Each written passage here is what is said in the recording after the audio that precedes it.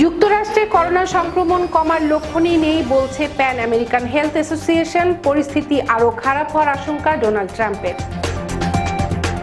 কথা বলার সময়ও ছড়াতে পারে করোনা ভাইরাস, নেব্রাস্কার গবেষকদের তথ্য। যুক্তরাষ্ট্রে চীনা কনসুলেট বন্ধের নির্দেশ, পদক্ষেপকে বেপরোয়া এবং বিপজ্জনক বলছে চীন। দেশে করোনা ভাইরাসে আরও ৪২ জনের মৃত্যু, আরও ২,৭৪৪ জন আক্রান্ত শনাক্ত।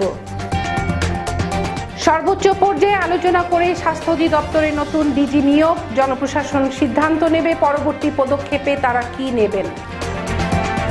যুক্তরাষ্ট্রের আলাস্কায় ৭.৮ মাত্রায় শক্তিশালী ভূমিকম্প, উপকূলীয় এলাকায় সুনামি সতর্কতা জারি।